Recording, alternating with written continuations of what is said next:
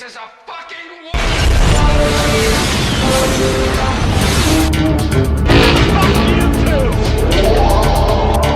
There are those who say it causes madness. Horrendously awful things are happening. I am Dracula. Oh, what? The boat can leave now. Tell the crew. Pale, emotionless face. The blackest eyes. The devil's eyes. Whoa, express elevator to hell. Going down. Hello, baby, and welcome to part 2 of our Quentin Tarantino-thon. As I said in the first video, Reservoir Dogs, that at the time of recording this, is currently sitting at like 105 views, which is bonkers to me. So any of you 105 that are continuing on watching over, like, yo, word, thanks. But like I said at the start of the Quentin Tarantino-thon, we're going to be doing Tarantino movies, and we're also going to be doing accompanying pieces. And what better accompanying piece for any Tarantino movie for Reservoir Dogs than the movie that script made Reservoir Dogs possible? True Romance, baby. Ah, shit. I say we're doing reviews, but if I can be real, those of you that know already know, and those of you that don't know, you're about to know. But this movie right here is, like, in no order, top 3 favourite movies of all time.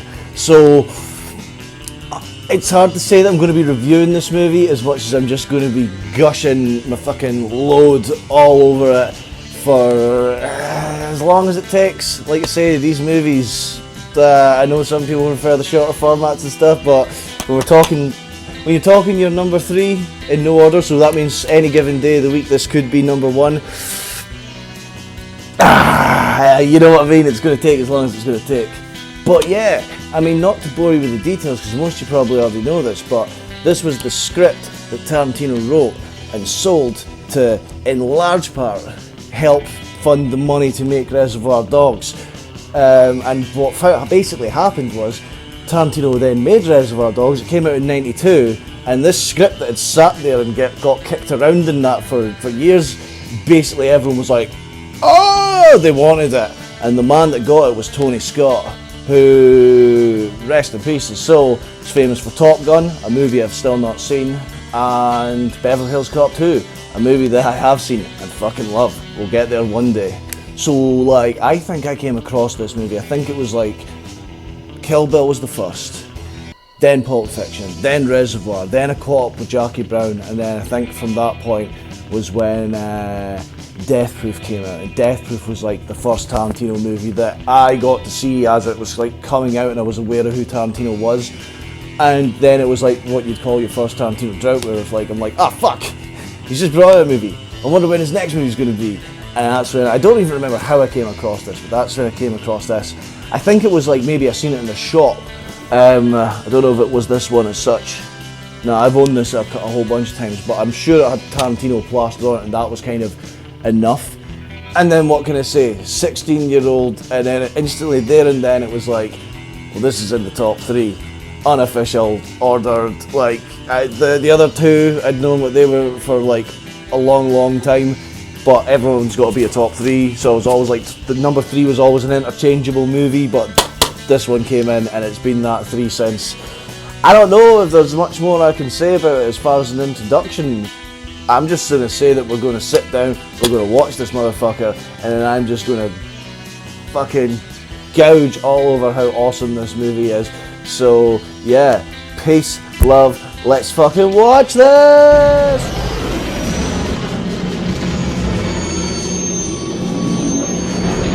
So this is normally the bit where like I sit there and go like, oh, was it a good movie or not?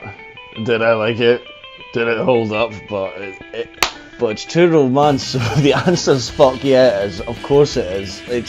It's True Romance. Say like before I even start getting into it, like the title has been like the biggest struggle with me for this movie since I was 16. Almost half my life.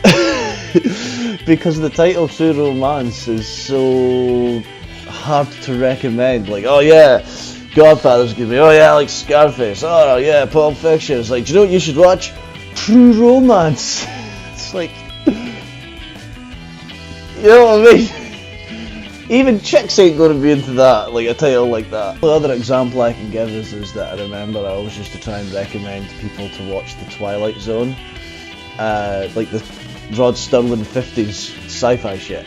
And because of them fucking vampire movies with the glittery fucking, the Twilight movies, people would say, oh, I don't want to watch Twilight. I'm like, heck, it's not that.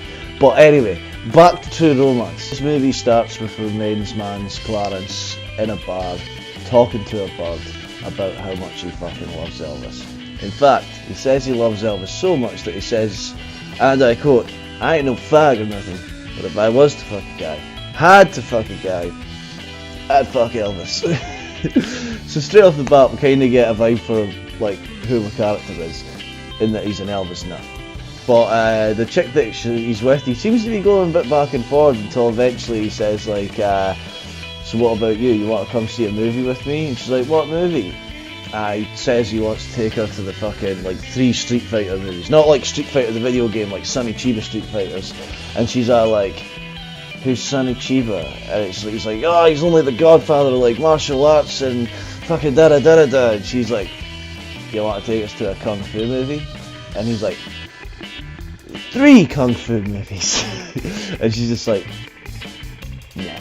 Cue establishing shot credits with probably one of the best, most beautifulest themes ever. You're So Cool by Hans Zimmer. It's just a little fucking xylophone jam, but oh, it's so good.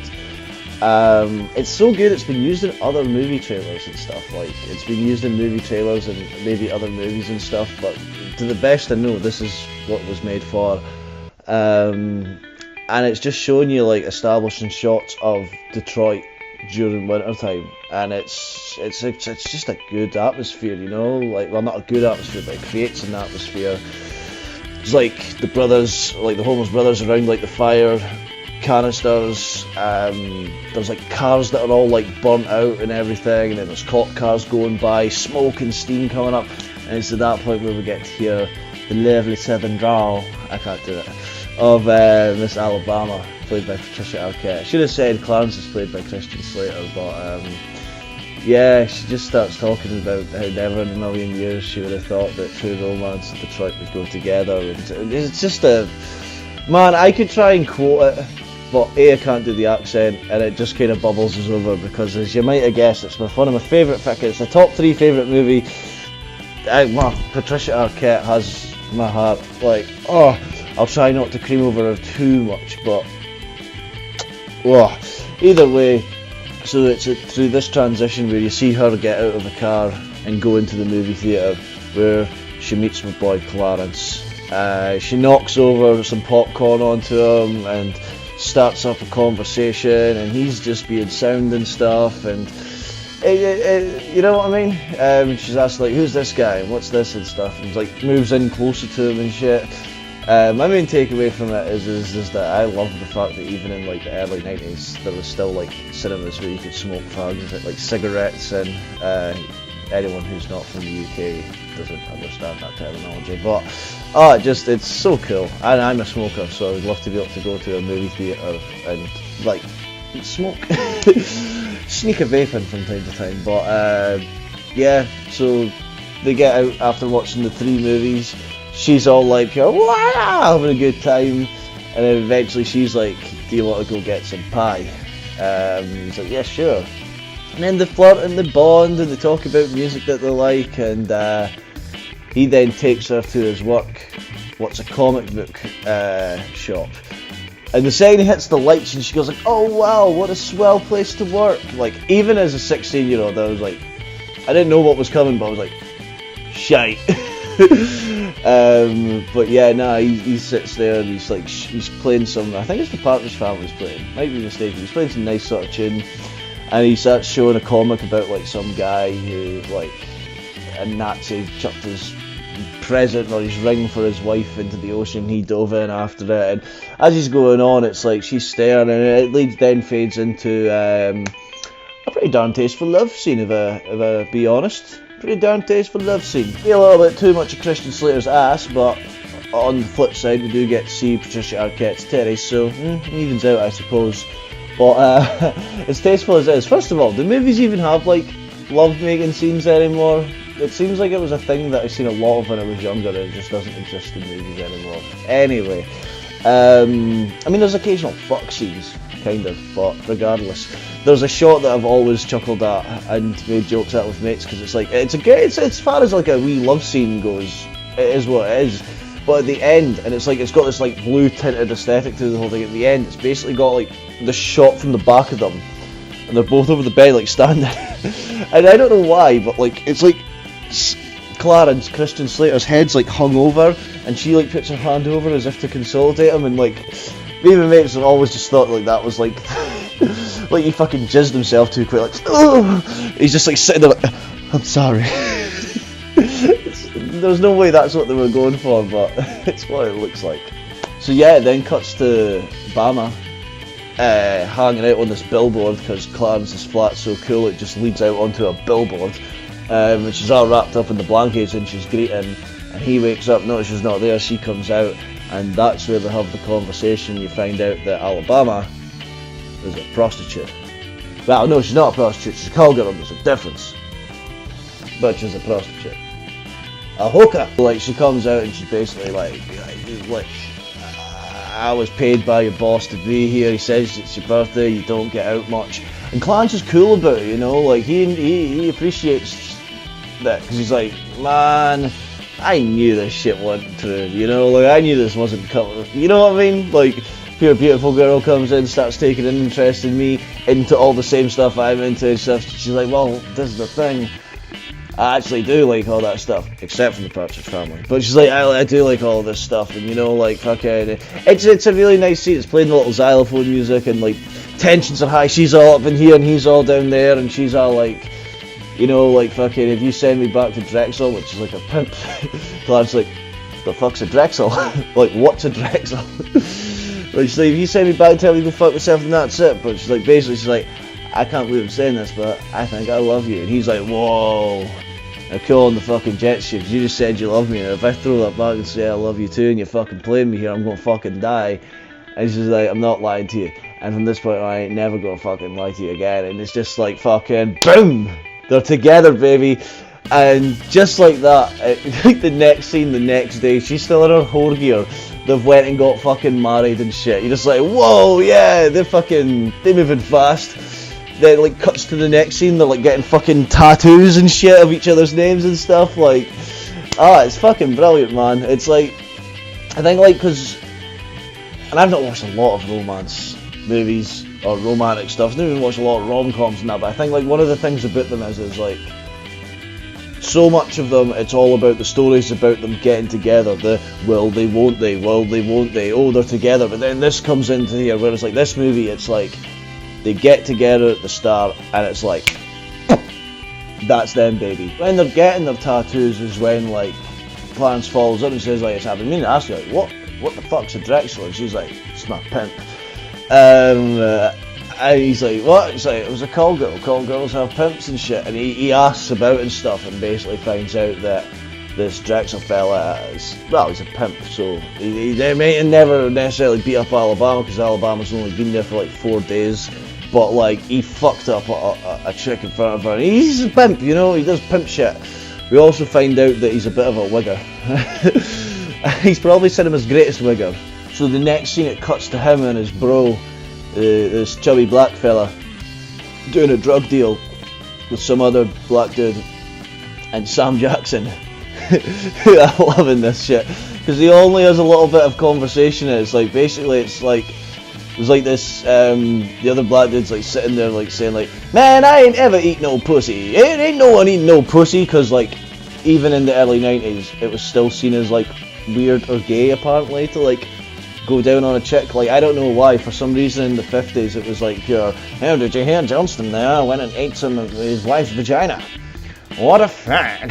Like, I don't understand how that, what?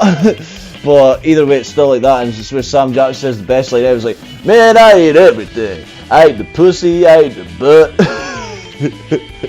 the delivery on the boot. But it was cool because I was a young shagger at the time, and I remember like sitting there myself being like,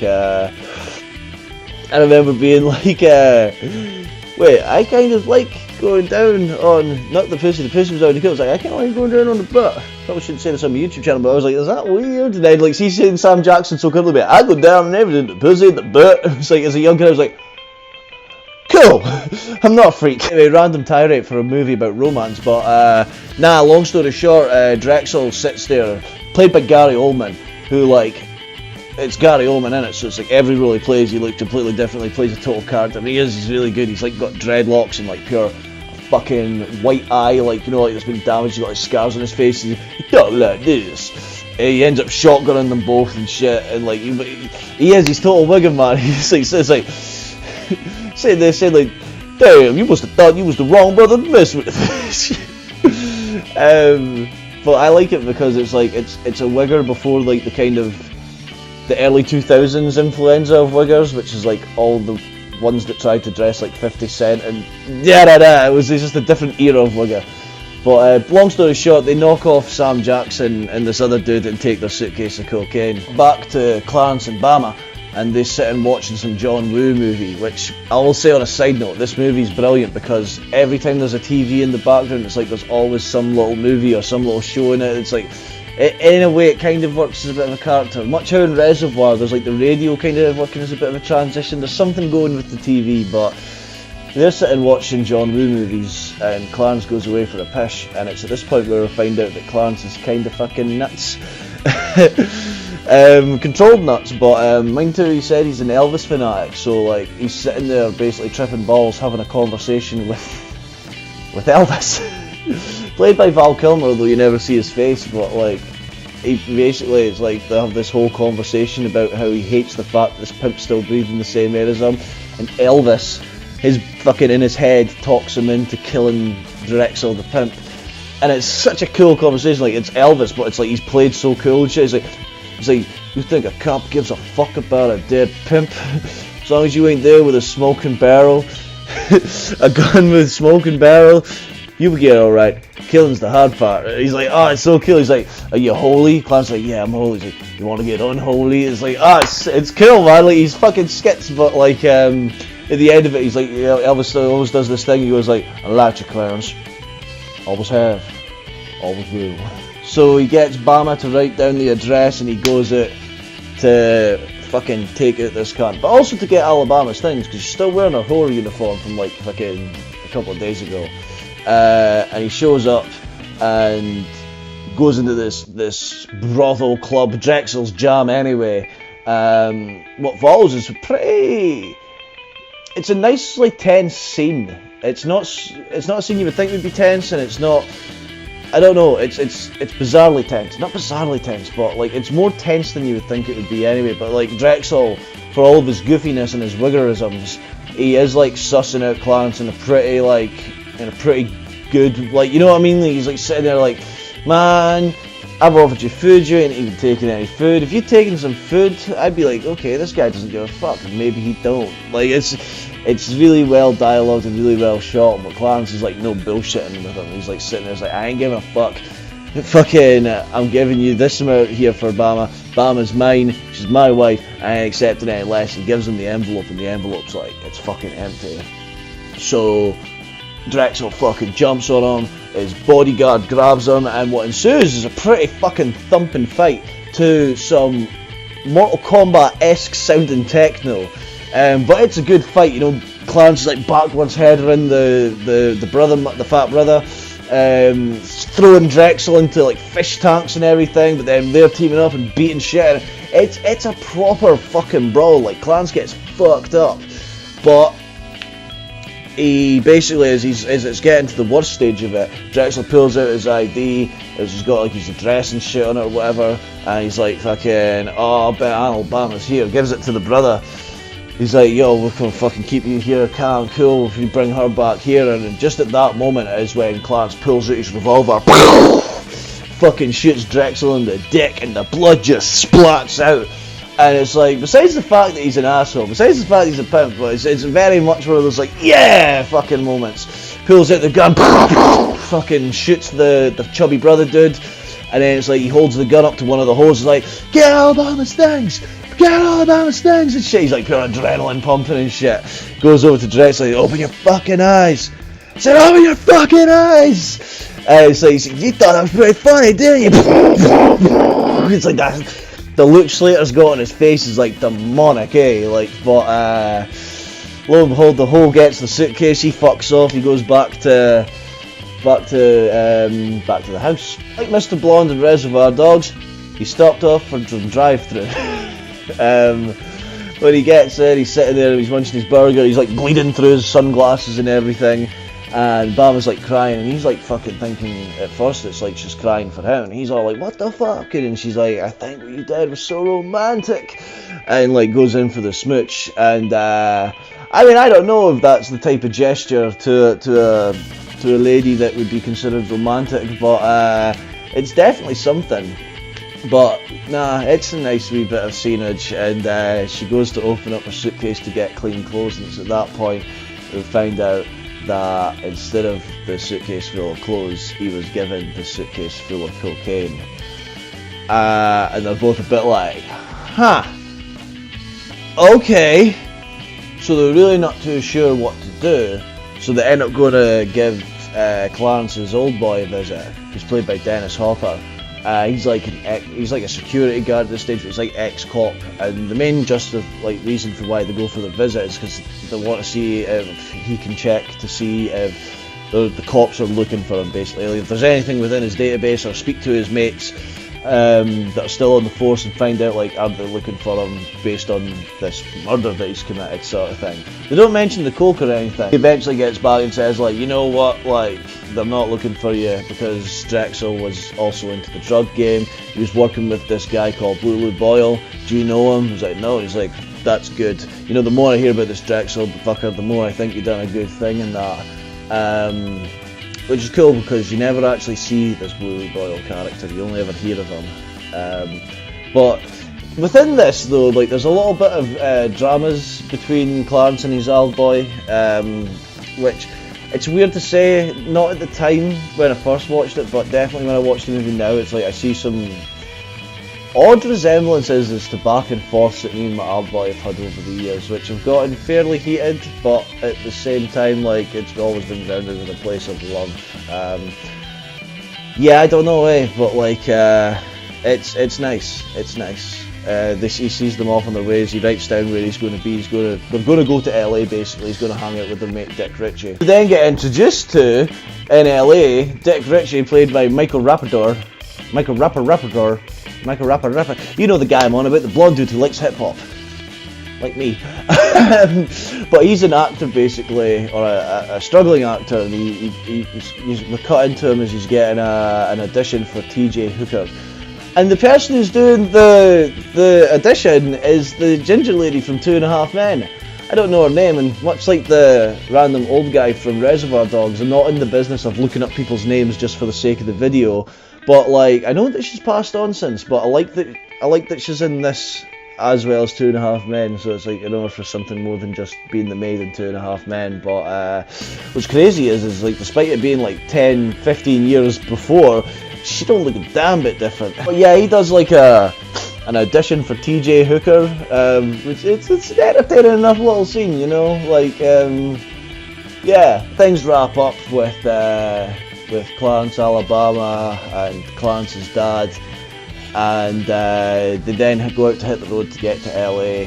And it's at that point where I only bring up this scene really just because it's more of an image icon sort of thing. Like, I don't know, but like, basically they call up Michael Rapaport to basically say, like, did you get the letter? And he's like, what letter? But like, whilst they're doing it, they're like on a, like, they're just like in one of those big long American, like, fucking Nevada to California fucking, like, what's the word I'm looking for, like, roadway drives, like in the middle of the desert, and it's just like a random phone booth. It's a great scene though, because it's like Alabama's like doing most of the talking on the phone, they're kind of back and forth, but they're fooling around with each other. And that's what's cool about Clarence and Alabama's love. There's a lot of cool things about it, but like, they're at that thing, it's like, if they're not talking, they're in about each other, like they kind of keep their hands off of each other, but like as they're like trying to do this phone call to Dick, they're like fucking, basically he's like, they're just start banging in this phone booth, which once again, I don't know, it's just like, when I think about like experiences of loves and relationships that like I've had and what are reality to me versus what I see in movies, like throwing a quickie in a phone booth is just like so much more on par to like the experience that I've had in life or see in life or even hear about in life, you know. But yeah, I don't know, there's just something, I don't want to say it's iconic, but there's just something about the image of them two going at it in the phone booth. Something about the colours that they're wearing, and I don't know, man. Maybe it's just the Big Bopper soundtrack playing over it, but yeah. So we'll cut back to Clarence's dad, and he's just getting back in the gaff, and gun to the head. You're like, ah, fuck. It's the mob. It's this Blue Boyles fellas. There's a gang of them, you know, and they've got them. The leader, the guy who's running this operation, is Mr. Vincent Caccari, played by Christopher Walken. And what follows is probably the scene that, it's not my favourite scene of the movie, but it's the scene that this movie's given most of its praise for. I think most people call it the Sicilian scene, but what I think's best about the scene, besides the whole thing, because it is amazing, is Christopher Walken's introduction. He says like, I'm Vincent Caccari, I work as counsellor for Mr. Blue Boyle, the man your son so far. It's like some shit like fucking, but as far as you're concerned, I'm the Antichrist, and you've caught me in a vendetta kind of mood. So when you reach the angels in heaven, you tell them you've never seen evil quite as personified as in the eyes of the man that killed you, or some fucking cool ass gangster shit like that. It's at this point where he starts to interrogate him, and he's so, like, he's just done this before so much. It's like, he's sitting there, it's like, you know who Mr. Blue Boyle is? He's like, I've heard of him. It's like, good, so that'll get that how full of shit thought out of your head. How full of shit is this guy thought off your head? And oh man, it's just a great little bit of interrogation, and he's sitting there and he's asking him questions, and Dennis Hopper is like, he's trying his best to lie, but he knows he's in a bad situation. And he offers him a smoke, and he like declines the smoke and everything. But like, he basically, Christopher Walken starts breaking down like, I know I'm Sicilian, and Sicilians are the masters of liars. You know, my dad was the great heavyweight champion of liars, so I learned to lie from him. And it's because of this that I know that, it's like he says some shit like, a guy's got like 17 pantomimes or 17 traits that show off his lying. A woman's got more, but a guy's got 17, and if you know them, you'll be able to see right through if someone's lying to you. In other words, insinuating, I know you're bullshitting, tell me where fucking Clarence is.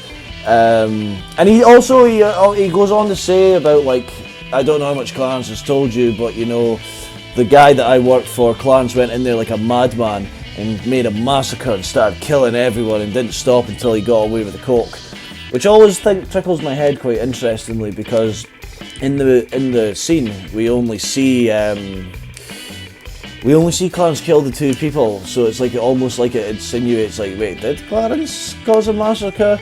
But I don't know if that's meant to be like that. My personal take, as much as it spikes that thought for me, the fact that when he does his investigation, like when his dad looks in to see if there's anyone looking after him, they probably wouldn't look after, like the cops probably wouldn't be looking for like a dead pimp. But if he massacred the whole building, they probably would be looking for him. So like, I don't know, I think that was just my active imagination getting the better of me. But they go on to say that that's why they know it's him though, because he left his ID card. Well, he didn't leave his ID card as such, because Drexel had taken it out and it went fleeing around sort of thing. So that's how they're on the hot chase with him. So he's on about like all these lying tales, and he's like, I know that you fucking know. And to that point where Dennis Hopper says like, yo, can I get one of those Chesterfields? And it's like, from this point on, it's like, he's like, in his head, it's like, he's like his son, he's like, man, I'm going to gamble this shit. But it starts playing that like classical music, that na na na na na na, and he starts like talking about like, you know, I like history, I find that shit fascinating. And I'm not going to try and reiterate the whole thing, but he basically tells the historical reason why Sicilians have got dark hair and dark complexion, and it basically comes from the fact that they was taken over back in the day by African folks, black folks basically, although he doesn't use that terminology. And he basically just sitting there and he's like, you know what, I'm not even going to censor myself, because Tarantino doesn't censor himself. It wasn't censored in the movie, but he basically sits there and says like, so Sicilians were spawned by niggas because they done so much fucking that they done fucking changed the bloodline forever. And he starts saying things like, so that means that your great grandmother fucked a nigga. And he sits there and he says like, so tell me if I'm like, he says like, because he knows about all the line takes, it's like, so tell me, am I lying? It's like, but like Christopher Walken, whilst the whole thing's going through it, he's like laughing and he's getting charmed by it. He's like, this guy and shit. And it's like, once again, I can't do it any justice, and I almost don't want to try to even do it justice, but longest story short, he gives him like that, like, this guy, he gives him like the pure, well, I think it's the kiss of death, and then he just on a fucking flash, just fucking starts shooting him, and shoots him in the head, his head fucking explodes, he goes like, I still don't know where the line comes from, he's like, I didn't kill anyone, since 1983,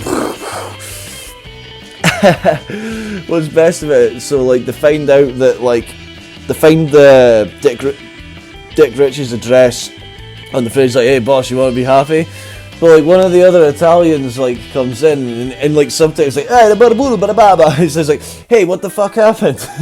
And it's like the other guy goes, it says like, he said Don Vincenzo was spawned by niggers, so Don Vincenzo shot him. It's just like, it's a brilliant scene that's worth its weight in gold, and I probably just butchered any type of retelling from it. But yeah, it cuts to now Clarence and Alabama have made it to Los Angeles, California, and they go visit Dick. And it's at this point where we get introduced to not only, well, we've met Dick before, but they're all meeting up. We also get to meet Dick's flatmate Floyd, played by a very young Brad Pitt. I think it's like his second role after Thelma and Louise, but he basically plays the pothead, the cinema's, bar none, cinema's greatest pothead ever, Floyd. He's not got much to say at this stage, he's just sitting there on the couch, pure buckle like, But yeah, they pick up Dick. Dick's letting them know about he's got his audition for TJ Hooker, and then they go to the hotel room, and that's when we find out what the plan is, basically. So they show Dick the big suitcase of coke. Dick's losing his shit because he's never seen that much coke, and the whole thing is that they've got $500,000 worth of coke. They don't want to sell it bit by bit. Clarence and Bama just want to sell it for like $20,000, make their money, and ride off into the sunset. And that's the main fucking crux of this jam, is getting this cocaine shifted. And at first, like, Dick's being a bit like, he goes on a bit of a drama about like how it's like only big shots can do with this, and I'm not a big shot, but then a little bit of sweet talk, and he's basically, look, I've got one guy who's at one of my acting classes, and he works with a big time movie director, producer called Lee Donowitz, so maybe I can put something together. And then here's where we meet Elliot, who, much like the guy that plays him, I don't know his name, but like fucking hell, man, I hated him when I was a kid because of the character that he was. But like, see now watching it, he's fucking amazing. At first he's trying to play it all like cool and everything, like talking to class like, so you've got $500,000's worth of cola. Like just any doof that's like talking about coke, trying to make it sound like code talk, calling it cola and shit. And Clarence is just sitting there like munching animal crackers, like being dead cool and chill. They're at a theme park because why not? And yeah, whilst like going on the roller coaster, basically Clarence bullshits him and says like this story about like how there's a cop that he's friends with who got access to the evidence locker, swiped the coke, but he's a family man, so that's why he wants Clarence to go about it. And Longer story short, does your friend Mr. Lee Donowitz, the Movie Man, does he want to go through with it? And he's like, he comes out, he's such a good salesman, he's got this like bit of, he's like, Elliot, do I look like a beautiful blonde with big tits and an ass that tastes like French vanilla ice cream? He's like, what? It's like, do I look like a beautiful blonde with big tits and an ass that tastes like French vanilla ice cream? Then why are you trying to then why are you talking to me like you're trying to fuck me? You know, like, but they eventually get on the phone to Lee Donowitz, the director, and I don't know what his name is, but I've only seen him in one other movie from about the same time, Unforgiven, but also just a great fucking character, a great role. He's like sitting driving his sports car, and he's like fucking, any interaction he has between like him and Elliot, he just speaks to Elliot like he's this fucking small. He speaks to Elliot like he's a piece of shit, but it's hilarious how he does it, and like he's like sitting there having a fucking drama because he's on his portable phone and he's on about like, Elliot, how dare you fucking talk to me about this on my fucking cell phone? And Clarence picks up the phone and starts instantly going into like instead of Coke, he's talking about like this movie called like Dr. Zhivago. He's like, yo, well, Dr. Zhivago, I think this is the movie for you, man. So he's like, I don't know, that's a big movie, but like whilst he's sitting talking to him, he's like fucking screaming at Travis, hey, get the fuck off the road! it's once again, it's like scenes that shouldn't be as entertaining, being super more entertaining than they actually are, but he says put Elliot back on the phone, and Elliot says like, okay, we'll have a meeting with them. Elliot gets off the phone and then Elliot starts acting like the big man again, but you see right through it. But he also says to Clarence that he also wants a sample bag, which he didn't. Elliot just wants to get himself a little something. Like I say that, like Elliot's a character that's very hard to like put into description, because like the whole way through this scene he's dead like oh, he's like getting sick on the fucking roller coaster, and then he takes shit from Lee, but then he acts like he's the fucking shit, and like he almost looks like a bit of like he could be like Brendan Fraser's like family member, but anyway, he cops himself a cheeky baggie for himself. We then get like what becomes a bit of a running gag, where it's like one of the mafia goons played by James Gandolfini. I've not seen him, and like I've not seen The Sopranos, but I know that's what he's most famous for. I know he's also died, which is shambles. But he's one of the dudes, and he goes to Dick Ritchie's flat, but the only one that's there is Floyd, sitting there pure fucking buckled and shit. And it's like, he basically, like, it's this running theme of like Floyd unintentionally like fucking snitching on them sort of thing. He's like, hey, are you Dick Ritchie? He's like, no. It's like, do you know where he is? Yes, I do. Where? It's like, oh, they're like here and like there, and it's fucking hilarious shit. Like, once again, like he's just that fucking buckled. He's like, he's snitching on his friends to the mob, but he's really just a fucking pothead who doesn't know not much better. Then, like, as he walks away, he just has this like little pothead ramble to himself. It's like, fucking Gandon send me, man, I'll fucking kill you.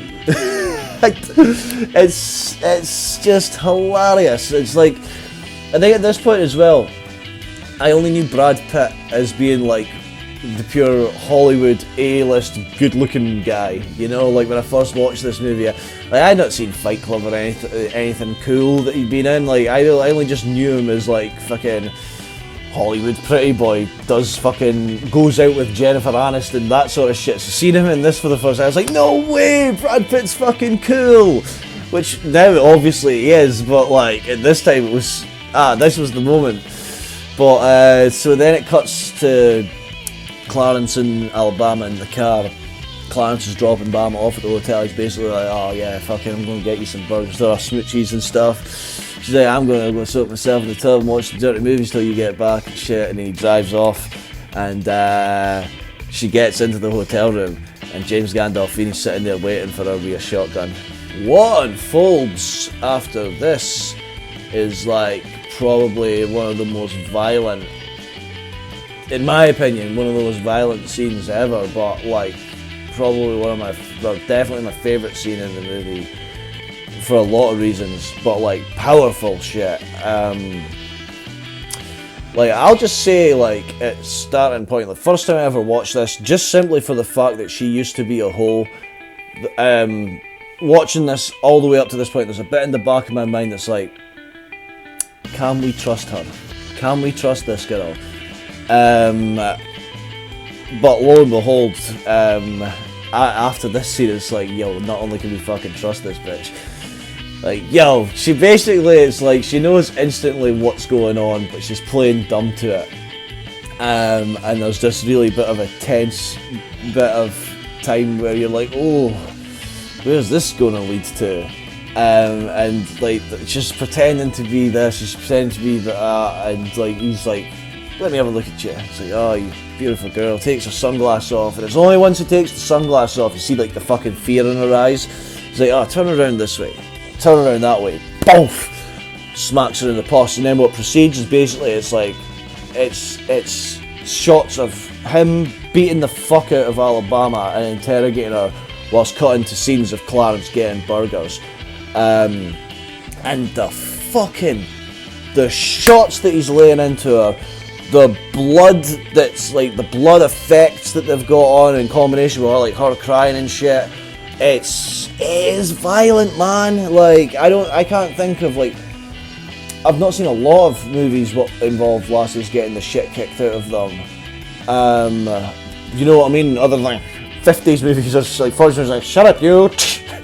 But like, this is a proper fucking beatdown, and all the way through the beatdown, he's sitting there's like, where the fuck's her coke? Where the fuck's Clarence? And she's just like smiling through that shit, whilst still clearly scared, still fucking. She's like, fuck you, giving him the finger and shit. And every time she does it, he just fucking hits her in the gut. He smacks her through into the walls and shit. It's savage.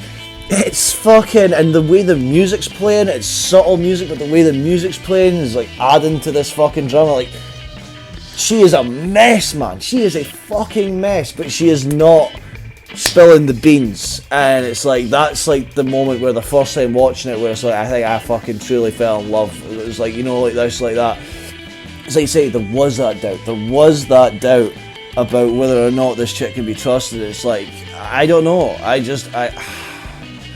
I wouldn't have thought she would have. And then it keeps cutting to Clarence getting burgers and shit. There's at one point where he, like, which is a testament to how great this movie is, where it cuts to Clarence. He's already got the burgers, but he sees some dude reading a magazine, and it's got a special on Elvis, and he just sparks up a conversation about Elvis. And whilst all this is going on, but it totally takes you away from it, because it's like, and I don't know who this guy is. I don't know if he's been in any other movies. He's only in this for like 30 seconds. But he plays this guy reading this magazine who wants nothing to do with Clarence so fucking well. Clarence like said, that's an excellent article. Have you got the bit about Elvis? He's like, no. He's like trying to like turn away. He's like, no. You see this bit here, and Clarence said, this is the bit that always freaks me out. The fanatics. Talk about crazy, right? He's sitting there with like his Elvis glasses on and everything, and the guy's just sitting there like, yeah, I see it, right? Yeah. Then it fucking cuts back to Gandolfini in Alabama, and Bama's just on the floor. The place is fucking destroyed. Bama's on the floor covered in blood, and Gandolfini's sitting there on a chair, sparking a fag, a cigarette, a Dari, if you're from down south. Down south? Ooh, like down in Aussie Australia. In fucking New Zealand. Anyway, he's doing like this monologue about like how like the first time you kill someone's like the worst time you kill someone. The second time ain't no fucking easy goings, but like, you know, it's more diluted. And he starts talking about the guy in Texas that shot everyone from the building, and he says, you know, that first one that he killed, I bet that was the bitch of the bunch and shit. Well, whilst he's going on this talk, you see Bama is like sitting there. She fucking clocks this fucking this bottle opener, this corkscrew bottle opener, and it's at that point where Gandolfini notices the coke's under the bed, and whilst he goes to check out the coke, she fucking grabs the fucking corkscrew, and then it's like, you're like, holy wait, what's going on here now, motherfucker? And it's like, you're like, is she gonna fight back? And then like, he's about to fucking, he pulls the gun on her, but as he does it, she fucking pulls up the corkscrew, and she looks helpless, like, you know what I mean, like she's bloody, she's crying, she's just holding this up, and the cue, the music is fucking, it just hits you right here, man. And he's cocky. He's like, fucking, oh, what, you want to fucking go? You want to go? Alright, cool. He like opens up his top and she's like, come on, stick it in me, man. What? He's clearly just fucking with her. He's like, come on, stick one into daddy, sort of thing. She holds it up. And then she goes down and fucking plunges it into his fucking foot, his shoe.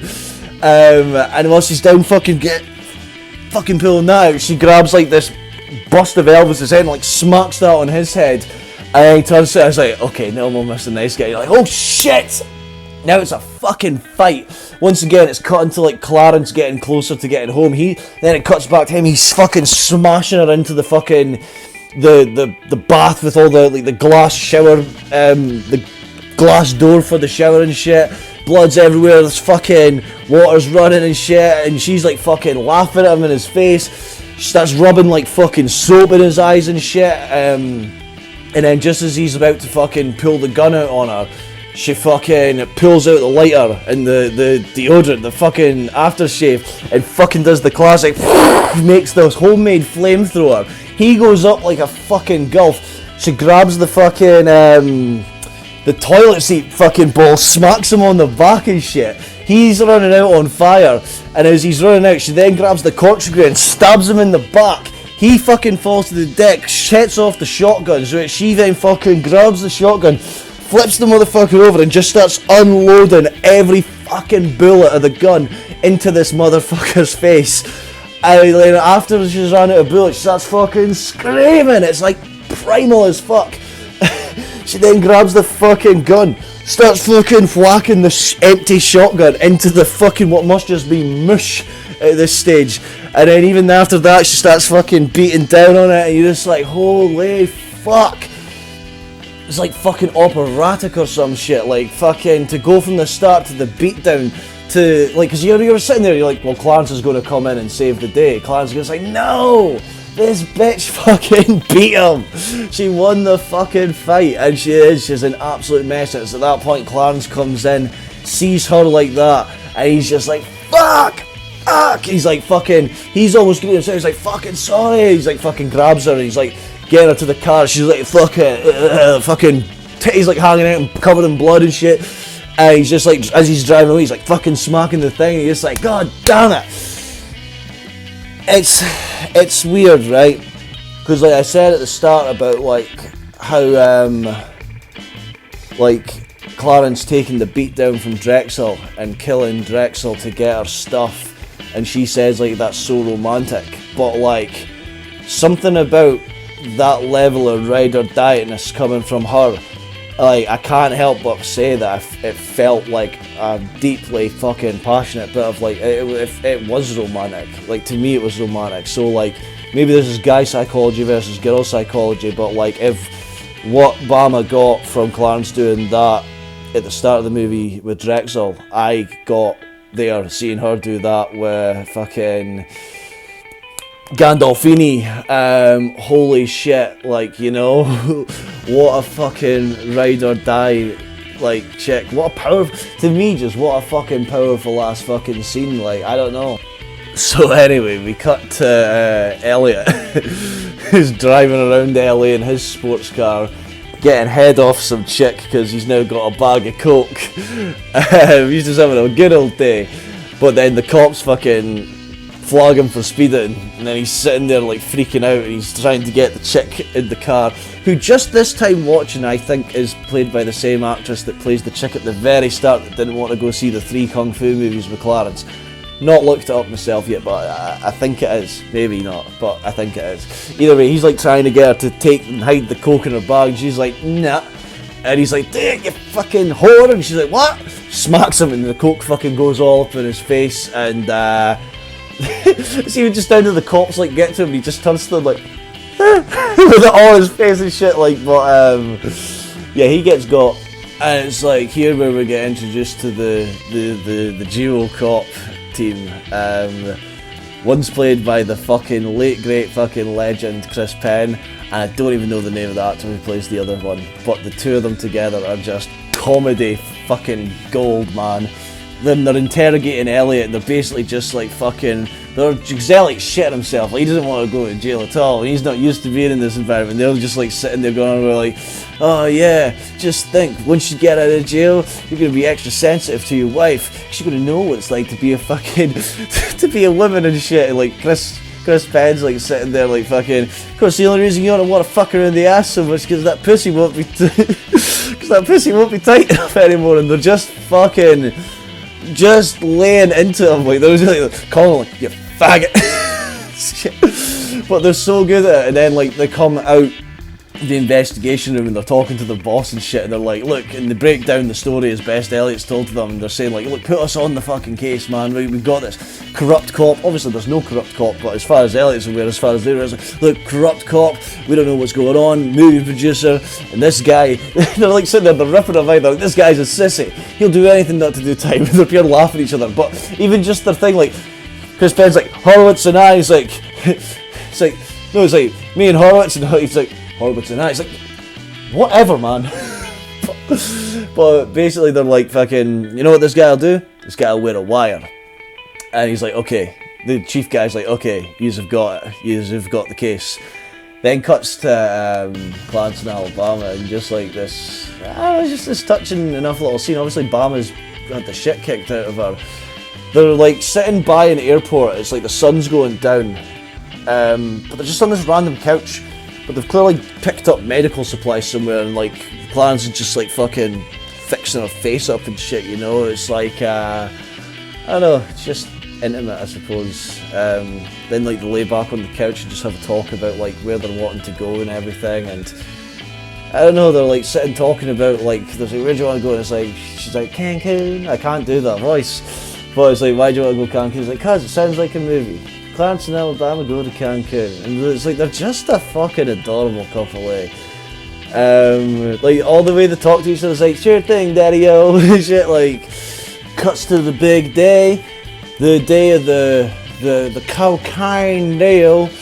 So, like, a lot of things are happening at once here. You're seeing Elliot's getting, like, wired up, and the cops are still just ripping the fuck. But by this point, Elliot's kind of like, he's like, oh my god, I can't believe I'm doing this, and he's like busting up the cops and like shit, but like at the same time he's like, man, this fucking sucks, but he's just ripping the piss out of it.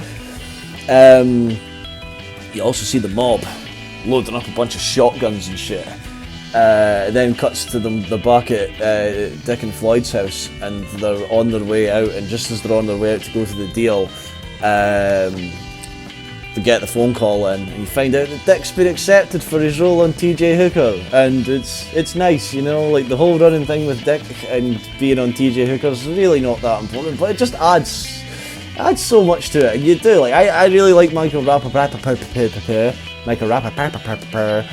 the white guy that likes hip hop. I really like him, and I think this is probably my favourite role he's in, but that's just because it's my favourite movie, so it's the role I've seen him in the most, but he plays, like, Dick Ritchie's a good guy in it. And then they go off to it, and just as they're going off, you get like this great line from Floyd, who's sitting behind wearing like a pure Rasta. He's like, hey, get some beer while you're out there. He's like, and cleaning products. But, I'm probably getting a wee bit out of order as far as who, what happens, where and when, because in the confinement of all this, it basically cuts to, it cuts to something that I've probably already said, like Elliot getting fucking wired up and what have you, but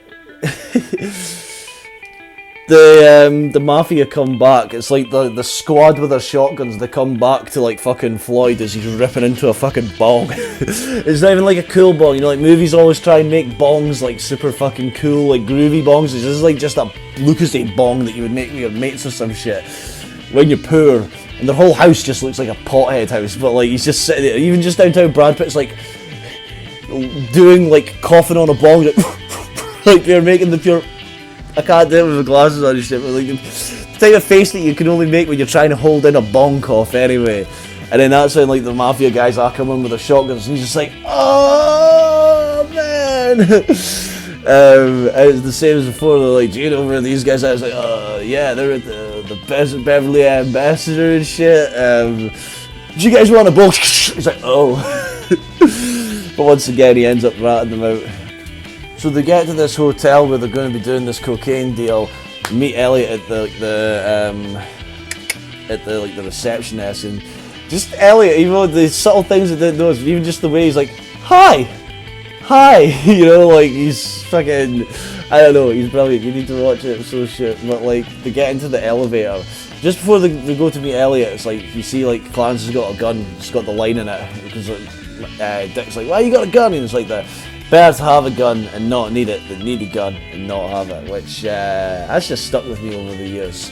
Not even having a gun thing, because I've never had a gun, but as far as that turn of phrasing. But yeah, they get into the elevator and Clarence like fucking hits the alarm, not the alarm, he like stops the elevator and starts holding the gun to Elliot. Like, you think you're pretty fucking funny, didn't you? You think I'm a fucking asshole, didn't you? He just starts fucking going Hellmeyer's crazy, you know, it's just so what the fuck? And like the cops are sitting there on the mic and feeding things back to him. They're like, he's just messing with you, Elliot, don't worry. He's like, huh, what, you think I'm fucking stupid? Say you think I'm fucking stupid. And it's like, Chris Penn's like, he's gonna shoot him. He's like, fucking the other cop's like, he's not gonna shoot you, Elliot, don't worry. And then there's like, for whatever reason, he says like, huh, say it, asshole. And then it cuts to the cop, he's like, he's gonna fucking shoot him. It's like, it's really dramatic. But then eventually just fucking, and Elliot's like, so I wish someone would take me away. He tried to talk to the cops and shit. But eventually he pulls the gun and says, Elliot, I'm sorry. I just had to be sure you weren't setting us up with anything. He gives him a hug and shit. It's like, everyone in the elevator's laughing, the cops are fucking laughing and shit. Like, it's wild. They be wildin'.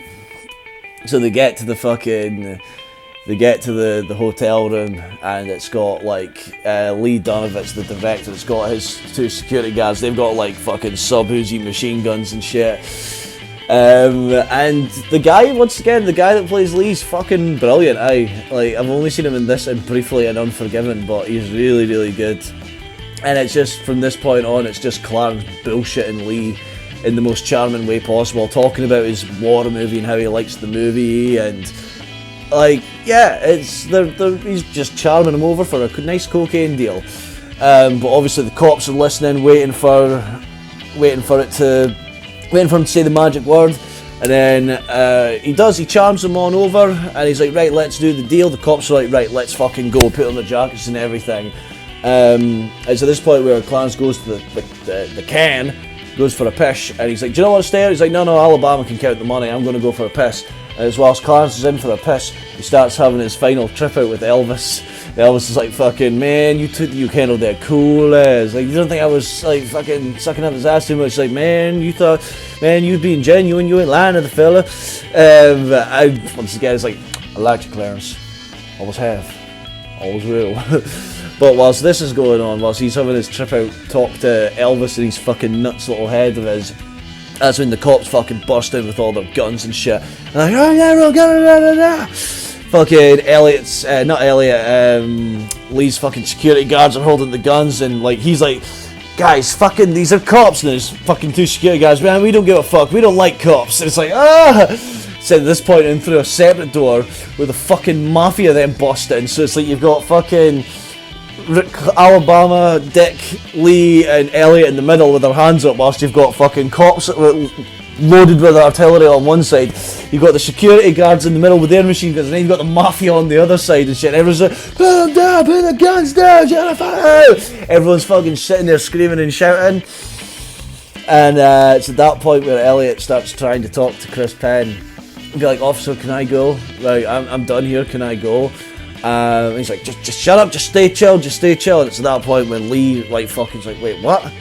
You fucking... Bear in mind, Lee just speaks to this dude like absolute fucking shit through the whole movie. Like, it's fucking... He's been nothing but a cunt to him, but he's still sitting there like, I can't believe you'd stab me in the fucking back like this. I was like a father, treated you like a son. You can forget about working for the next 20 years. You're history. And he's like fucking raging at him. So then he fucking throws coffee on Elliot. And it's the second he throws the coffee on Elliot is when the bullets just start flying. And I'm talking, it's just clatter. It's just squibs fucking busting everywhere, blood splattering down. It's cops getting shot, it's mafia guys getting shot, it's security guys getting shot.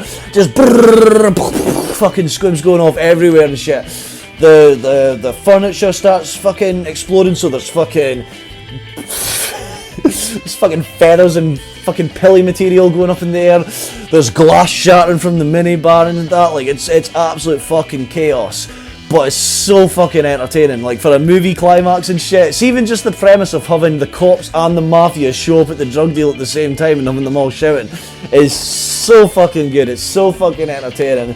But whilst all this is going off, fucking Clarence pokes his fucking head out and you see one of them take a shot in Clarence's direction. You see him fucking turn off.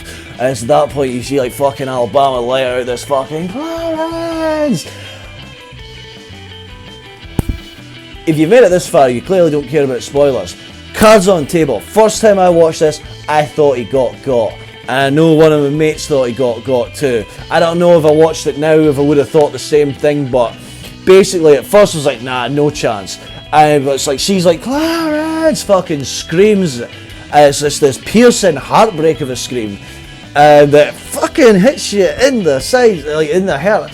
And then it's like she fucking starts crawling over to him whilst all these bullets are going off, whilst these feathers are off, and it plays like the fucking, there's like this shot where it's like Chris Penn's sitting behind a table, but there's a bullet hole and it's like the light shining through it whilst the camera's panning like diagonal side up while she's crawling.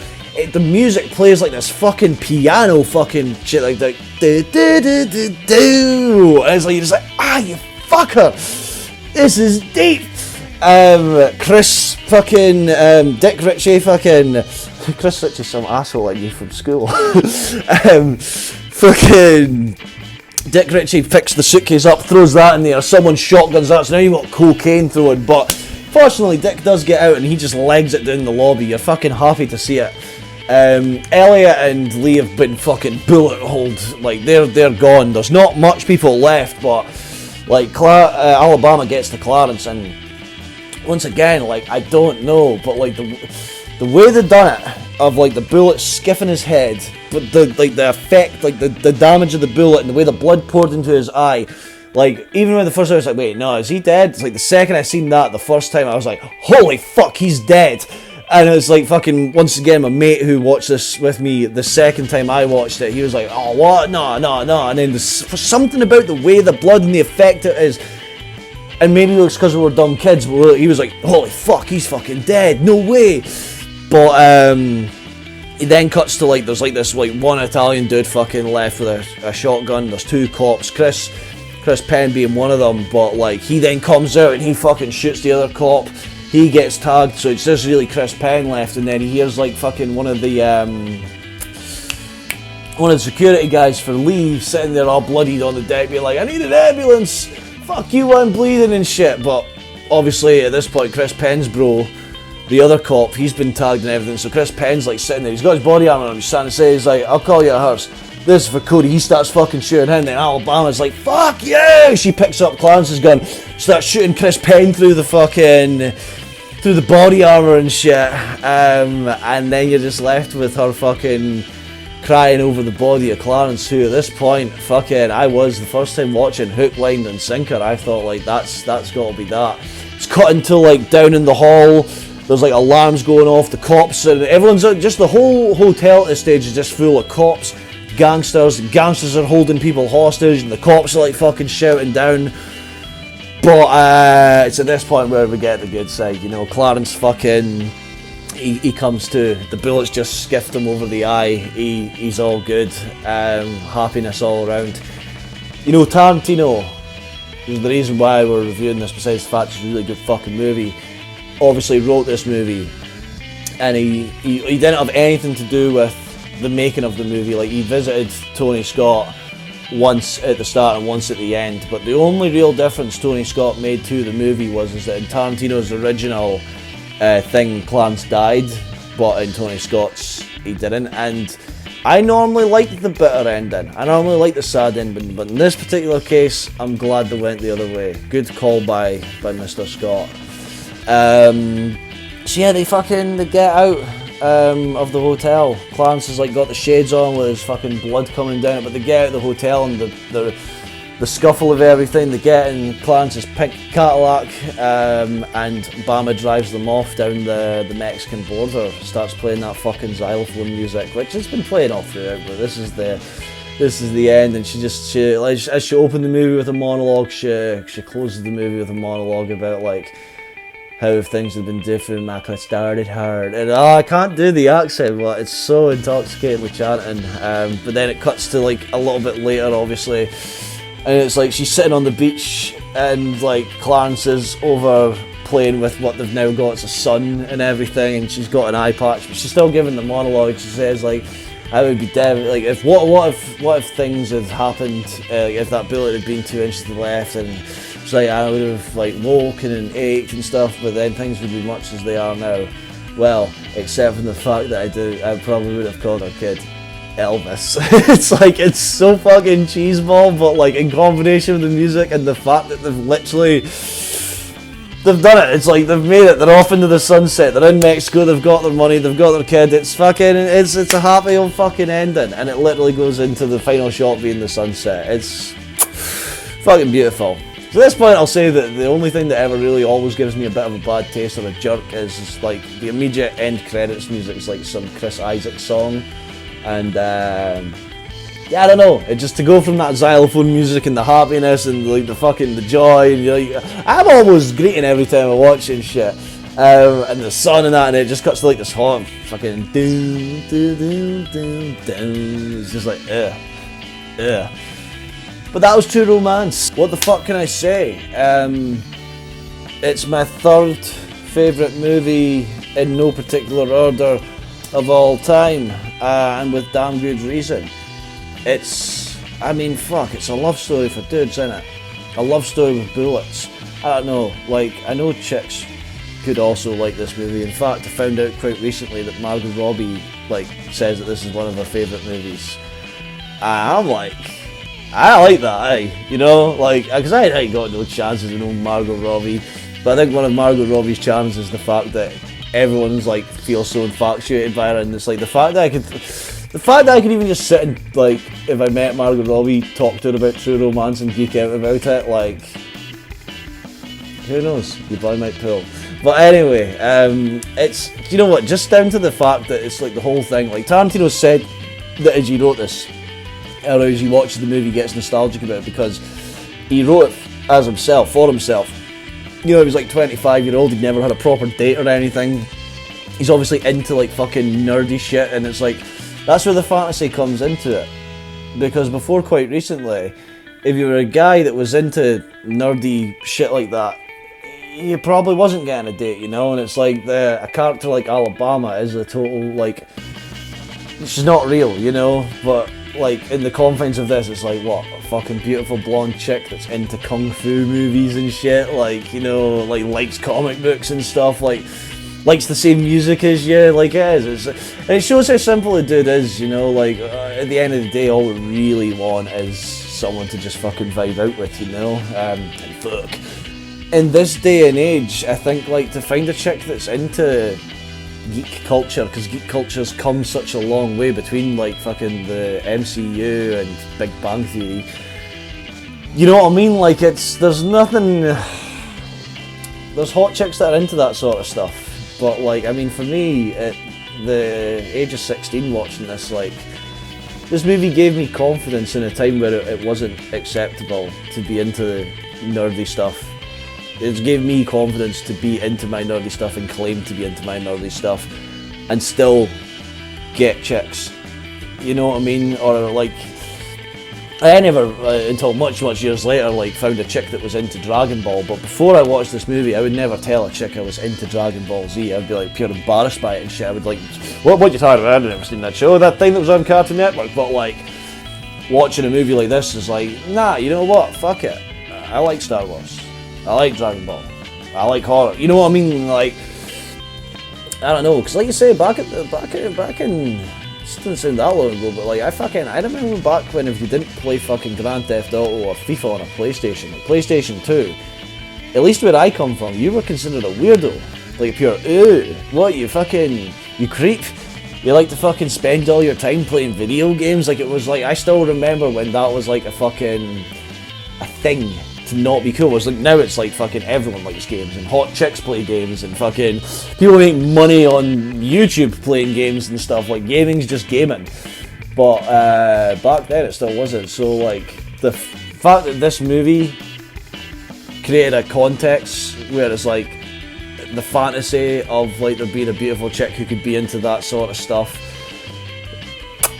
magnificent. But I don't know, man, like you say, like I think there's something to be said, maybe, like about like, so you look at like the type of cat that Clarence is at face value, getting knocked back from chicks, they're like thinking, he's probably a bit of a jobby, he's a bit of a fucking weirdo, you know. That's what most chicks at face value be like, but like Bama, she goes for this guy. And it's like you say, this guy's willing to take a beating that, or going to a path of danger that most guys probably fucking wouldn't, you know what I mean? Like Clarence is the one that insists to go to Drexel to get her shit. She doesn't ask him to do that. He does that, you know, and it's like most guys probably wouldn't do that, but you know what I mean? Like she goes with this dude. It's like there's times like when I couldn't get a chick, but like if I met a chick that was as into me and like could be as solidified as that, then it's like fucking I would go right through a fucking wall for that woman. Vice versa, you know, like we live in this day and age of like, don't make a hoe a housewife, don't trust the hoes, these bitches are out there to get you. And it's like he's like, he doesn't care that Bama's a hooker, you know, he's like, nah, this is my chick, I fucking like this chick. And in turn, like, you know what I mean, he gets a real ride or die out of it. To me it is romantic. Like they put faith into each other, and in turn they put that faith in, they don't turn on the other, they go to they're willing to die for the other person, and in turn the other person's willing to die for them. It's like that's where that fucking romance comes into it, you know. But enough about that mushy bushy shushy shit, man. Like at the end of the day, you got yourself one badass fucking movie. Like you say, it's a love story, but it's a love story with bullets. All the characters in this movie are fucking excellent. Like you say, Clarence and Alabama are adorable. Gary Oldman playing the Wigger Pimp is fucking amazing. Dennis Hopper is his dad. Fucking Christopher Walken playing the mafia man, like in that scene together. Brad Pitt playing a pothead. Michael RAPTOR playing the fucking Dick Ritchie, the actor. Like it's just every character in it's fucking brilliant. There's no wasted motion. Even Sam Jackson's character at the start, it only says the bird, like fucking hilarious. All those other characters who I can't recall the name of the actors or actors that never went on to do anything else, they're all brilliant in this. Like you say, that music, not just the little fucking xylophone tune, but I mean they've got like bits of Aerosmith smashed in there, some rockabilly jams and stuff. The fact that the TV becomes that character, like I mentioned before, like I don't know, it just, to me, it's got it all. The movie's got it all. It's got mobsters, it's got fucking cops, it's got fucking movie shits, and it's like you see, it's got a good old love story. It's the fact that there is no wasted motion. Like they meet each other, they fall in love, they get fucking married. Like that's my approach to it. Like fuck, not so much now that I'm an old bastard, but when I was like the same age as them, like fuck, if I met a chick and I fucking got into her, like I'm the type of person who's like, and I would move in with a chick on the first fucking night for no other reason than that's the type of fucking heart on the sleeve type of motherfucker that I am. That's what they're like, you know. It's like fucking, why do you need to fucking, oh well, we'll go on date 1 and then we'll go on date 2 and then maybe we'll do that. It's like, nah, fuck it, if it's right, it's right. And that's what they'd be like. Yeah, nah, I fucking love this movie, and there's no way I could put into words how much I love this movie. This video is probably the longest, the most rambly, and I'll be honest, I probably will never properly, other than the editing process, I will probably never actually rewatch this video, just for the simple fact that there's no way I can do this movie enough credit. I was nervous about making this, like I was putting this one off, like, but I've got to stick to the Tarantino isms, but like, yeah, I don't know. Anyone who's stuck this far, thank you, but like, nah, I don't know. I really fucking love this movie. I love the characters. reviewing one of your favourite movies at this stage, and where I'm at with my YouTube is probably not the smartest thing to do, but I mean, it's only going to get easier from here, so if it sounded a bit off or if it sounded a bit rambly-dambly, I'm fucking sorry, but yeah, anyway, this has been Raptor Reviews, Quentin Tarantino-a-thon, True Romance, fucking, just the shit. Just amazing. Fucking peace and fucking love to yous all. We've been on the run, driving in the sun, looking out for #1. California, here we come, right back where we started from.